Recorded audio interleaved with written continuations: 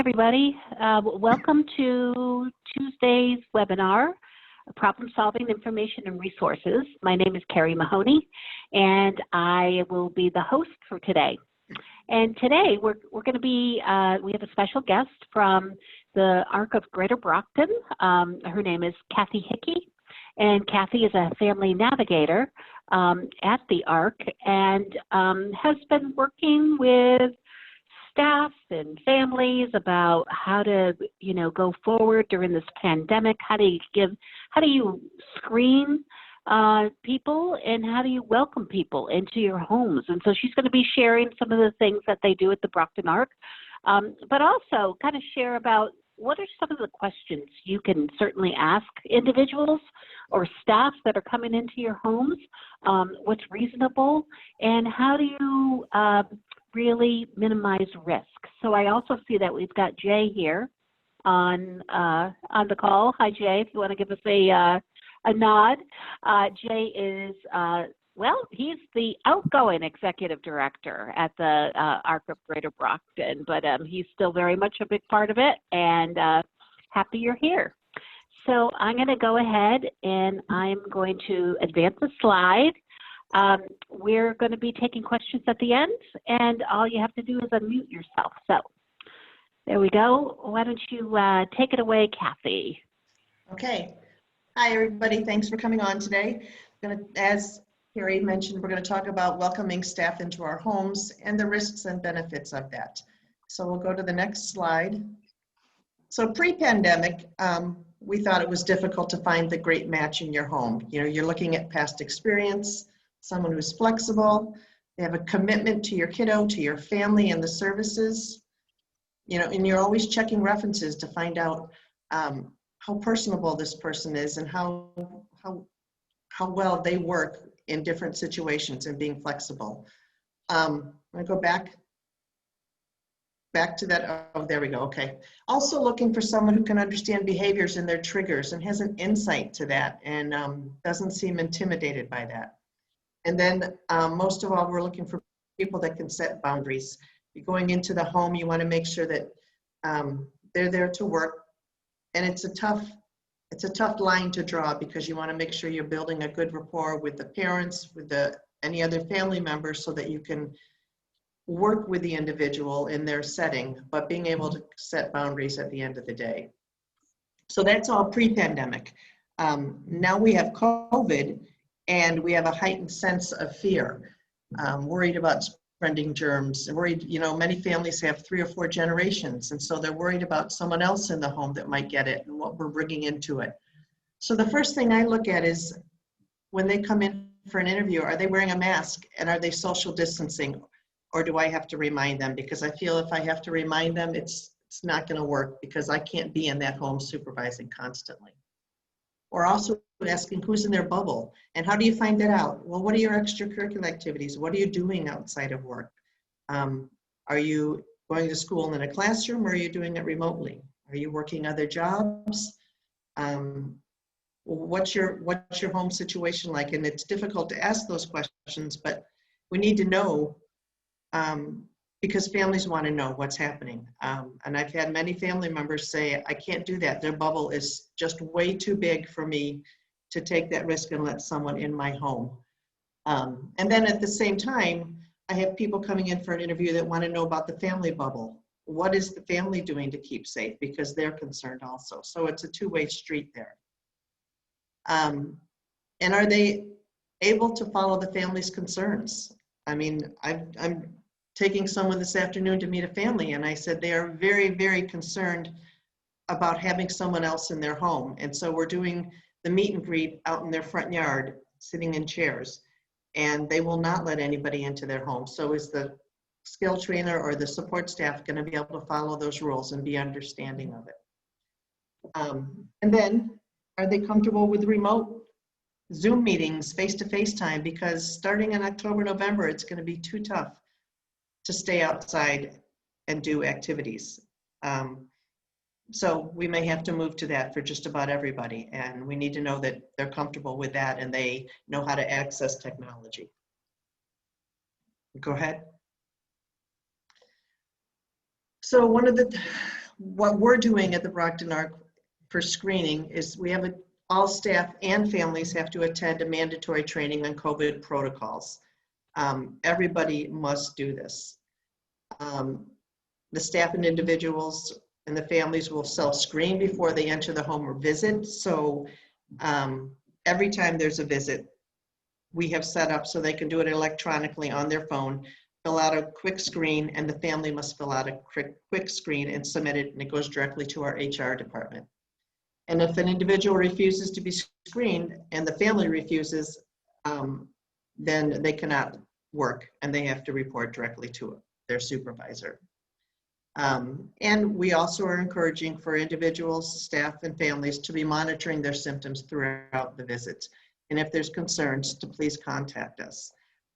We've really made this a high priority, and I'm proud to say I think we've gotten just about every family and staff to do this training. We're offering it 1 or 2 times a week for the past 4 weeks, and trying to be as flexible as we can when offering it so that everybody can attend it.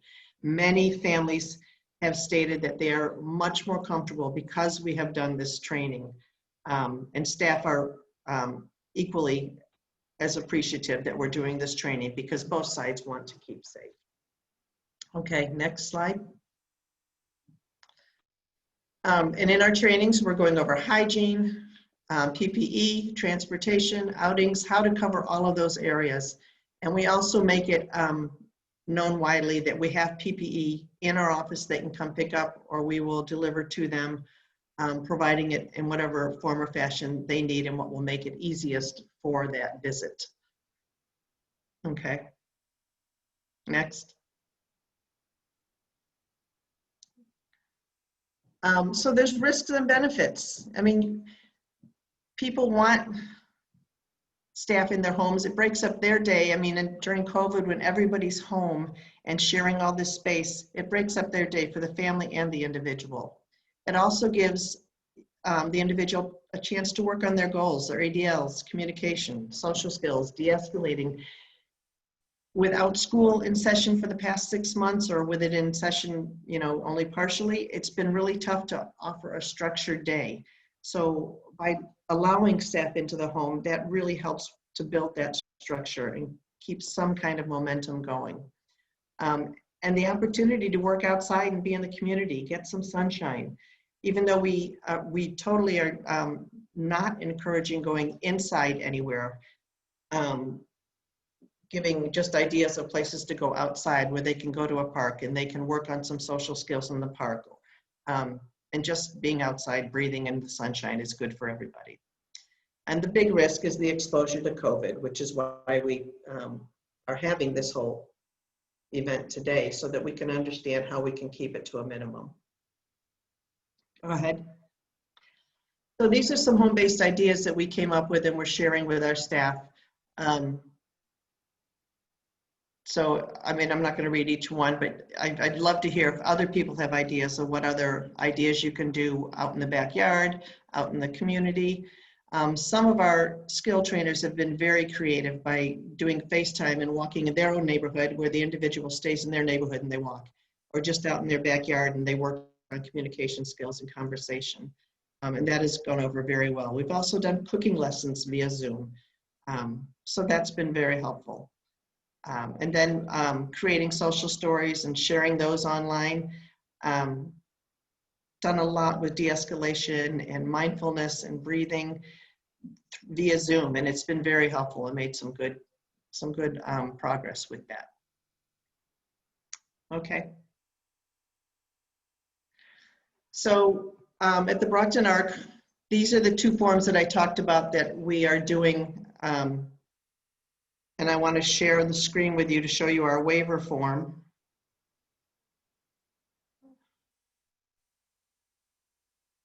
Kerry, did you allow me to share? Yeah, I'm going to stop sharing so you can share. Okay, yeah.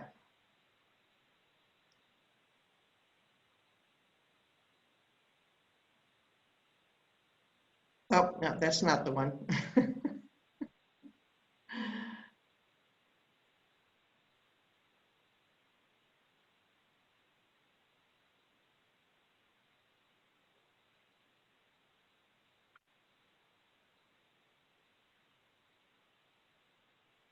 It's not coming up here. Hang on.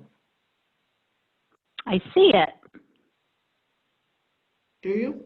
Daily COVID. Yeah, it's up on the top. Do you want me to just click it? Yeah, click Daily it. COVID-19 screening. I don't know why I'm not seeing it on mine. Okay. I'm not sure either. I'm seeing the, okay.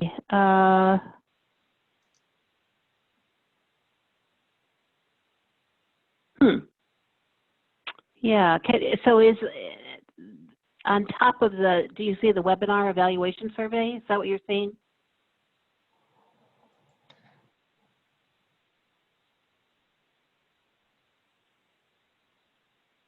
Okay, I'll pull it up. I know where else I can pull it up. Okay.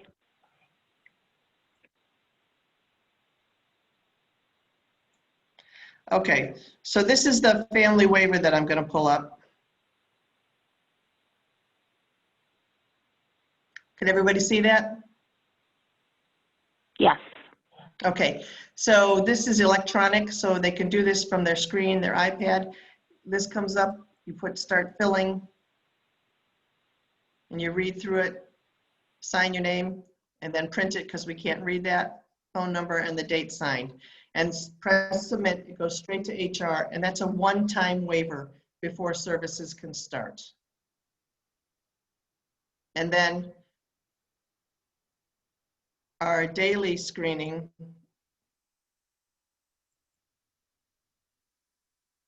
this is a much simpler form, and for each visit, before the visit starts,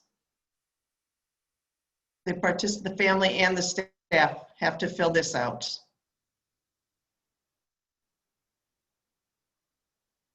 Oh, that's not the one. I filled out the wrong one. Here we go. This is the daily one. So they're just going to put the date, their name, and whether they're staff or family, and then click off. They do not have symptoms. They have not been in contact with anybody with COVID, and they have not traveled outside of the New England states, and submit. So that's a quick one they can do in just a minute before each visit. And they submit it right there, and it goes straight to our HR, who can track that. So that's made families feel a lot more comfortable, and that, I think that's made a big difference for us. Does anybody have any questions?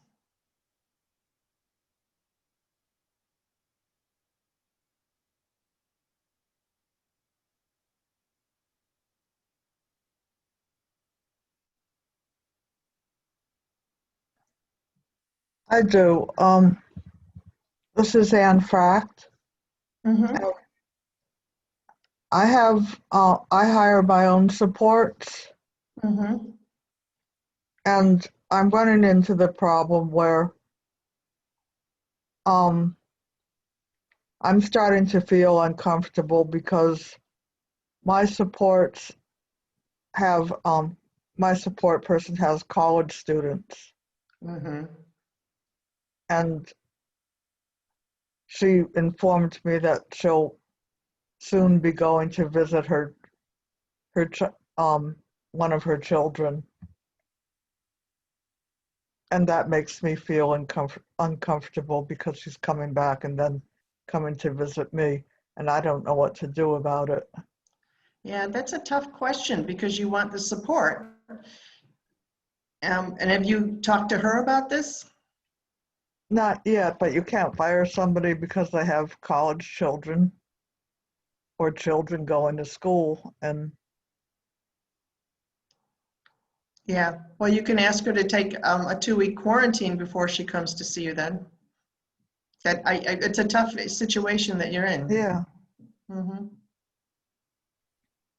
So my question is, like, is there some type of protection that you have for us, the individuals, from people that have children that are going to school and might contract something, or people that have children going to college and living at home?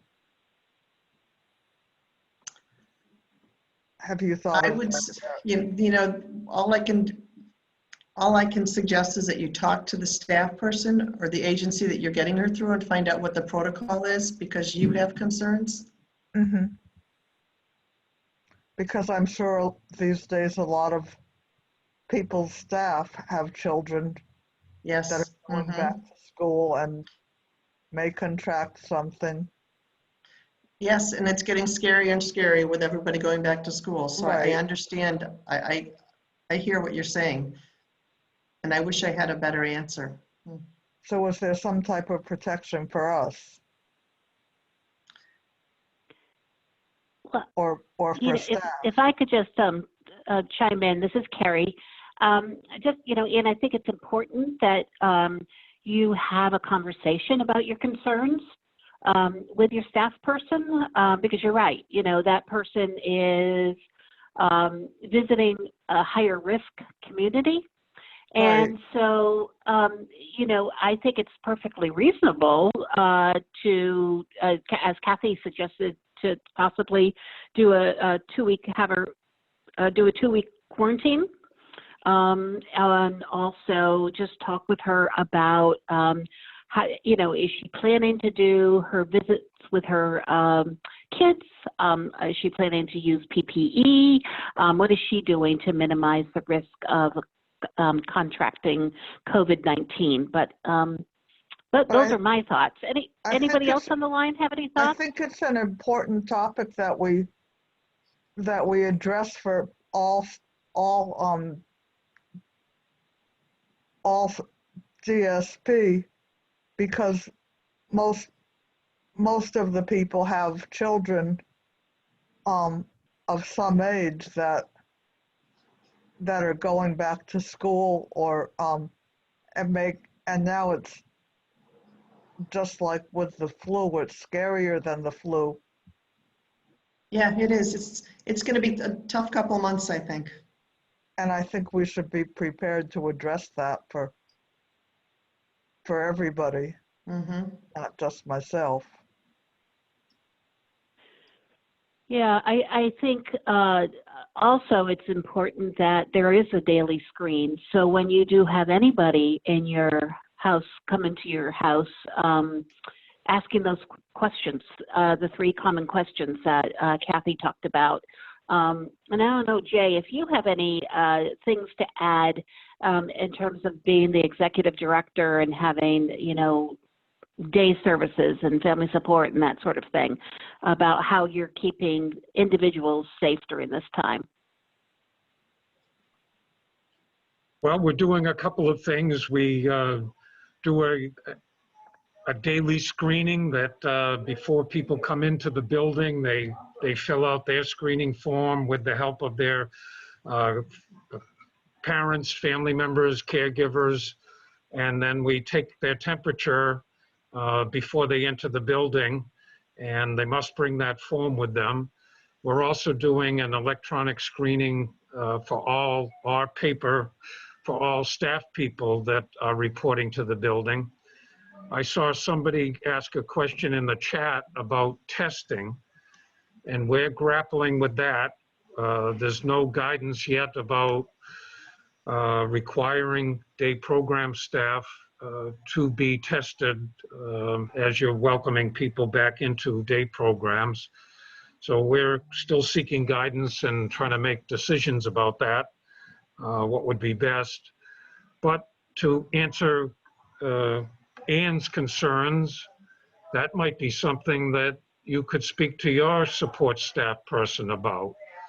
Maybe that if she came back from visiting her children at college, maybe she would agree to be tested, and then when the test results come back, you would be reassured that she was negative, and that might be sooner than the 14 days of quarantine.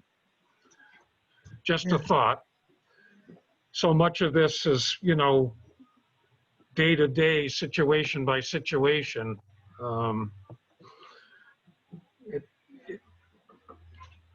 There aren't any easy answers, I guess.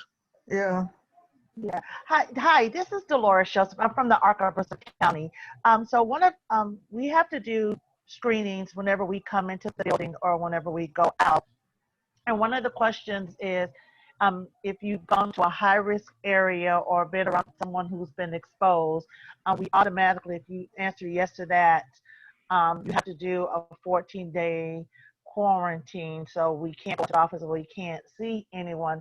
So I'm wondering if your agency has that type of policy, even with their staff, if your person is going to visit their college student and they've been a risk of being exposed or in a high-risk area, because if it's a state, any of the states that's surrounding us, unfortunately, even including Rhode Island, for Massachusetts residents, if you've been there for a period of time, unless you live or work there, you have to quarantine. So I would do, as Kerry said, I would ask the agency what's their policy on staff if they're visiting high-risk areas or been exposed to someone who could potentially have contracted COVID-19. What's their policy on that? Want to answer that, Jay?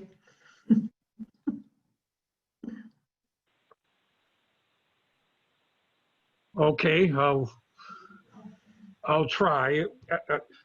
I think I'm hearing that Ann is saying that she's hiring her own staff.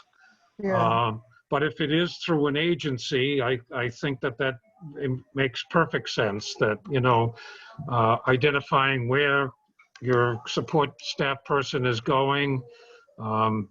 Is it within the safe places according to Massachusetts? And then follow up with those other questions that we've been considering too, about the need for quarantining or getting tested before you come back to work. Uh-huh. Along with even the day of, you know, the continued daily screening. Yeah, and I think those are all good thoughts. And I think, Ann, you know, I think you can ask the same questions that agencies are asking. So, you know, you're no different from being able to ask people about if they've been visiting, you know, a high-risk community and all that kind of good stuff. So, I'm in the chat box and I'm seeing that Dolores, you also had a question that said I saw that one of the activities is movies. Are they watching a movie together or over Zoom? Over Zoom, we've done that. Actually, we've done that as a recreational activity over Zoom with a group of young adults. They watch a movie and stop it periodically for a discussion.